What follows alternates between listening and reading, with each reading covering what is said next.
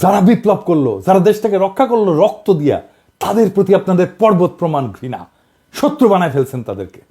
আপনার 31 দফা দিচ্ছেন, এটা নিয়ে একটা ভিডিও দিব, দাঁড়ান, দিতেছিলাম না নেহায়ত মায়া করে এতদিনের রাজপথের সহযোদ্ধা কেমনে কঠোর কথা কই, কিন্তু আপনারা এমনভাবে অন্তর্বর্তীকালীন সরকারের উপর ঝেপে পড়েছেন যে না দিয়া তো উপায় নাই। 71 টিভিতে যাইয়া রুমিন ফারানা এই 71 টিভির দুর্বৃত্ত আওয়ামী ফ্যাসিস্ট এনা বলার, সে একটা বদমাইশের সাথে বৈশা কেমনে শফিকের সাথে কথা বলে শুনেন। ব্যর্থতা কি দেখলেন? আমি তো এটা ব্যর্থতা অনেকগুলো ডেটা আছে, সব জায়গায় সফল হওয়া যায় না। না ব্যর্থতা কিছু অংশ স্বীকার করবেন না, জার্নালিজম করেন না ব্যর্থতা কিছু অংশ স্বীকার, মানে 100 তে 100 পেতে চান। না না আমি এটা বলছি না, আমি 90 বলি না, কিছু জায়গায় ব্যর্থতা আছে। কিন্তু আপনাদের উপদেষ্টারা তো নিজেকে নিজে মার্কিং করার সময় 3-4 দিতে পারছেন না 10-এ। আমি জানি না, আমি চিফ অ্যাডভাইজারের অফিসকে রিপ্রেজেন্ট করে আমি সে আলোকে বলছি। ওকে, দেখেছেন 71 টিভির সাথে বিএনপি এক হইয়া গেছে, দেখছেন? শফিক তো ভদ্র মানুষ, ছোটখাটো মানুষ, আমি যদি ওটি থাকলাম ইনি না তোরে তুলে থাকনা মারলাম ইনি, অ্যাঙ্করের বাচ্চা, তোর অ্যাঙ্করগিরি আমি শিখাই দিলাম নি। 71 টিভি তো ভাঙ্গে চুরে ফেলছিল, ওটা বুলডোজারে কেন ঘুরাই দেয়নি? দেখেছেন এই সমস্ত? এখন দেখেছেন তো সব জায়গায় এই আওয়ামী দুর্বৃত্তগুলোর সাথে, ফ্যাসিবাদের এনাবলারের সাথে বিএনপির খাতির দেখেন, একসাথে ঝাঁপে পড়েছে শফিকের উপরে। জনতারে চেতায়েন না, আপনাদের কিন্তু ভারতেও জায়গা হবে না, মনে রেখেন কথাটা। অবশ্য আপনাদের মধ্যে রয়্যাল এজেন্ট যারা আছে তাদের জায়গা দিতে পারে। আলতাফ সাহেব তো বলছে বিএনপির মধ্যে রয়্যাল লোক আছে, জানেন তো, দেখেন ওই কি বলছেন।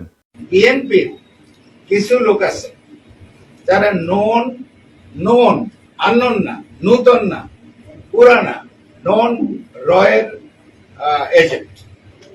নন রয়্যাল এজেন্ট তারা এই দেশে যদি 100 টাকা কামাই করে 90 টাকা তারা ইন্ডিয়াতে পাঠায়। এই এজেন্টের একাধিক এজেন্টের নাম আমি বলতে পারি। আমি তো ঢাকায় থাকি, পটুয়াখালীও থাকি, কলকাতায় সল্ট লেকে বাড়ি আছে, সোনার দোকান আছে, হোসিয়ারি আছে, তারপরে পেট্রোল পাম্প আছে, তারপরে এটাকে কি বলে এই যে কমিউনিটি সেন্টার আছে। বাসায় গেলে পরে আপনি বাংলাদেশি পাসপোর্ট পাবেন, আপনি ইন্ডিয়ান পাসপোর্ট পাবেন, আপনি কানাডিয়ান পাসপোর্ট পাবেন। তো প্রমাণের থেকে অসুবিধা আছে নাকি? বিএনপির একজন শীর্ষ নেতা এই কথা বলছে, আমি বলি নাই। বিএনপির কোনো জবাব আছে? এবার আসেন আলাপ করি 2026-এর বিপর্যয় থেকে বাংলাদেশকে রক্ষার উপায় কি। এই বিপর্যয় থেকে রক্ষার একমাত্র উপায় হইল প্রফেসর ইউনূসের মতো একজন সরকার প্রধান, যিনি বৈশ্বিকভাবে সমাদৃত। এখন নির্বাচন দিলে দেশের অর্থনীতির উপর অতিরিক্ত চাপ আসবে। আওয়ামী লীগের চুরি করার টাকা ফেরতেই না, যেন আর কেউ দেশকে বাপের সম্পত্তি ভাবতে না পারে সেই ব্যবস্থা করতে হবে। মনে হয় এখানেও বিএনপির আপত্তি। আওয়ামী লীগের হাতে কত হাজার কোটি টাকা আছে জানেন? নির্বাচন আসলে ওই টাকা মাঠে আসবে, তখন মাঠে আসবে প্রার্থী কেনার জন্য, ভোট কেনার জন্য।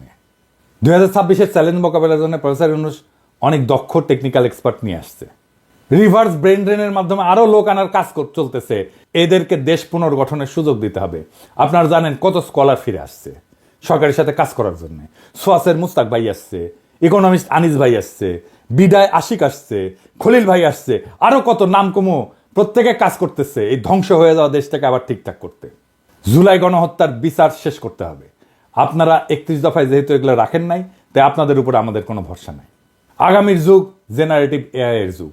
আমাদের তথ্য প্রযুক্তি খাতে অনেক দক্ষ লোক দরকার। হাসিনার চুরির অত্যাচারে এমন দক্ষ যত লোক দেশ থেকে চলে গেছে তাদেরকে আবার আমরা ফিরে আনবো। বাংলাদেশের তরুণ ইমরান, যে স্ন্যাপচ্যাটের মতো কোম্পানির সিও, ওইরকম অনেক লোক আমরা দেশে আনার কাজ শুরু করব। তাদের মাধ্যমে গড়ে তুলব আমাদের পোস্ট জুলাই রিকভারি ফোর্স, যারা দেশের পুনর্গঠনে কাজ করবে। আর তরুণদের নেতৃত্বে হবে সংস্কার। দেশে একটা অন্য গতি আসবে। সাধারণ মানুষ থেকে শুরু কইরা বিনিয়োগকারী পর্যন্ত সবাই প্রফেসর ইউনূসের উপর আস্থা রাখে, এবং তখন সেই আস্থা আরো দ্বিগুণ হবে। প্রফেসর ইউনূস নিজেই একটা বিশাল ব্র্যান্ড। আমরা ওনারে মুফতে পাইছি, ওনার কাছ থেকে আমাদের সবটা নিতে হবে, উনি যা দিতে পারেন। আমরা অনেকদিন পরে এমন একজন রাষ্ট্রপ্রধান পাইছি যারা নিয়ে আমরা গর্ব করতে পারি। ওনার নেতৃত্বে আমরা দেশের হারানো অর্থনৈতিক সক্ষমতা ফিরে না আসা পর্যন্ত উনারে হারাইতে চাই না। ওনার সরকারের অনেক দুর্বলতা আছে, কিন্তু প্রফেসর ইউনূস একাই 100। ওনারে শান্তি মতো কাজ করতে দেন, আমরা আগায় যাব দুর্বার গতিতে। তবে ইউনূস স্যারকে আমাদের অনুরোধ, দয়া করে যোগ্য, উদ্যমী, আধুনিক, বিশ্ব সম্পর্কে ধারণা আছে এমন তরুণ লোকদের নেন আপনার সরকারে। বুড়া খাটাসগুলোকে বাদ দেন মেহরবানি করিয়া। আর বিএনপি এই জন্যই কথা বলার সুযোগ পাচ্ছে। এই জন্য নির্বাচন করে তরপাচ্ছে।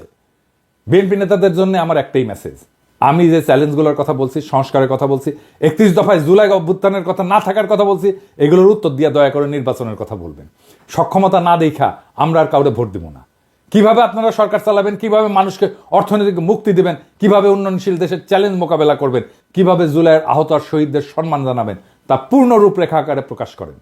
জাতির কাছে আপনাদের প্রতিশ্রুতি দেন, আমরা তখন বিবেচনা করব আপনারা নির্বাচন করার যোগ্য হইছেন নাকি হন নাই। তার আগে নির্বাচন করলে আমাদের প্রতিবাদ চলবে। আর আমরা কিন্তু না যাই না কথা বলি না, তথ্য প্রমাণ নিয়ে কথা বলি। আমরা যদি কথা বলা শুরু করি, আমাদের বিরোধী বানায়েন না, আমাদের শত্রু বানায়েন না, আপনাদেরই ক্ষতি। জনগণ আর মার্কা দেখা ভোট দেবে না, মানুষকে বলদ ভাইবেন না। জনগণ ভোট দেবে যোগ্য এবং দক্ষ প্রার্থীকে। ভোটের আগের হিসাব আর চলবে না, টাকা দিয়া ভোট কেনা যাবে না। আপনাকে আপনার দলের অবস্থা একটু বলি, হ্যাঁ, কিছু মনে কইবেন না, পার্সোনালি নিয়েন না, কারণ এগুলো কেউ বলবে না, এই বান্দাই বলবে একমাত্র। আপনাদেরকে আমি আমার বগুড়ার আপনাদের দলের একটা চিত্র দিই। আমি এইভাবে এই লেভেলে যাই না, কিন্তু বগুড়া তো আমার জন্মভূমি, আমার নারী পোতা আছে। আর বগুড়া হইতেছে সেই বগুড়া যেই বগুড়া বিএনপির পুণ্যভূমি, জিয়াউর রহমানের জন্মস্থান। তো বগুড়া তো বিএনপির জন্য পুণ্যভূমি হওয়ার কথা, তাই না? এখানে মডেল বিএনপি থাকবে, এখানে বিএনপির জেলা কমিটি হবে একটা মডেল কমিটি, যা সারা বাংলাদেশের মানুষ দেখবে আর বলবে ওয়াও কি চমৎকার কমিটি, কি সুন্দর কমিটি। এইখানে তো বিএনপির কিছু দরকার নাই, এখানে তো এমনি মানুষ বিএনপি করে রে ভাই। এইখানে তো বিএনপির মাস্তান পালার দরকার নাই, এখানে তো ম্যানেজ করার দরকার নাই, এখানে তো মাফিয়া পালার দরকার নাই, এমনি বগুড়ার মানুষ বিএনপি করে। বগুড়া মানুষের নিঃশ্বাসে বিএনপি। এইখানে আপনি নেতা কি দিচ্ছেন আমরা দেখি, হ্যাঁ, নেতা কি দিচ্ছেন? রেজাউল করিম বাদশা বগুড়া জেলা বিএনপির বর্তমান সভাপতি, সাবেক বগুড়া পৌরসভার মেয়র। বাদশার ছোট ভাই আছে কয়েকজন, এক নাম্বার হইতেছে টোকন, মোহন, খোকন, নয়ন, জয় এবং দীপন। আমরা একে একে প্রত্যেকের আমলনামা দেখি। টোকন সাবেক 2 বারের প্রেস ক্লাবের সভাপতি, একবার বগুড়ায় এমপি ইলেকশন করছে আওয়ামী লীগের মনোনীত প্রার্থী হিসেবে। কিছুদিন আগে বিভিন্ন জনের কাছ থেকে টাকা চাঁদা টাদা নিয়ে সংসার চালাইতো। টোকনের এক ছেলে খুনি এবং চাঁদাবাজ, মার্শাল্লাহ। 2 নাম্বার মোহন, বগুড়া জেলা আওয়ামী লীগের সাবেক সহসভাপতি, বগুড়ায় প্রায় 40টা খুনের সাথে পরোক্ষ এবং প্রত্যক্ষভাবে জড়িত। খুনি, চাঁদাবাজ, দখলবাজ এবং নেশাখোর। বগুড়ায় যে কত বাড়ি সম্পদ দখল করছে তার ইয়ত্তা নাই। কোটি কোটি অবৈধ টাকার মালিক। যুবলীগের লিটন পোদ্দার, আলহাজ, মুস্তাকিম, মতিন, আদিল, করিম, এরকম অসংখ্য খুনির গডফাদার। ওর মেয়ের জামাইও খুনি, মেয়ের জামাই পলাতক আছে মালয়েশিয়া। মোহন পলাতক, ইন্ডিয়া থাকে, ইন্ডিয়াতে আবার বাড়িও আছে মার্শাল্লাহ। 3 নাম্বার খোকন, দিনরাত নেশা করে, ফেন্সিডিল, গাঁজা, আফিম সবই খায়, আবার মাঝে মাঝে তাবলিগও করে, কি একটা অবস্থা। 4 নাম্বার নয়ন, 3 বারের বগুড়া প্রেস ক্লাবের সভাপতি, মার্শাল্লাহ, লেখাপড়ায় খুবই ভালো, শুধু এইচএসসি পাস, এর উপরে আর পাস দিবার পারেনি, বর্তমানে পলাতক। 5 নাম্বার জয়, শহর যুবলীগের সভাপতি, হিরোইন খোর, রাত হইলে বাসা ফেরার জন্য রাস্তা দিয়ে হাঁটতে পারে না, এমনই দুলে সে দেওয়াল ধরে ধরে রাত হইলে হাঁটে। আমার কথা না, বগুড়ার মানুষের কথাই শুনেন। দীপন 6 নাম্বার, ফেন্সিডিল খোর, ফেন্সিডিল বিক্রেতার কাছ থেকে মোহনের ভাই হিসেবে ফ্রি ফেন্সিডিল পায়। বগুড়ার মানুষ এই দুর্বৃত্ত পরিবারের কাছে জিম্মি। এক ভাই বিএনপি, এক ভাই আওয়ামী লীগ, এক ভাই যুবলীগ, 2 ভাই হাসিনার চাটুকার সাংবাদিক। এদের বাপের নাম আলম দারোগা। এ কিন্তু বগুড়ার স্থায়ী বাসিন্দাও না, এই আলম দারোগা বরিশালের মানুষ, সিপাহী থেকে দারোগা হয়েছে, বগুড়ায় রিটায়ার করছে। রিটায়ারের পরে নোট বইয়ের ব্যবসা করতো। বাদশাহ মোহনও নোট বইয়ের ব্যবসা করতো। ভাই এই লোকের বগুড়ার প্রতি বিন্দু মাত্র কমিটমেন্ট আছে? বগুড়ায় জাহান নামে যা কর কিছু যায় আসে, তো বগুড়ার লোকই না রে ভাই।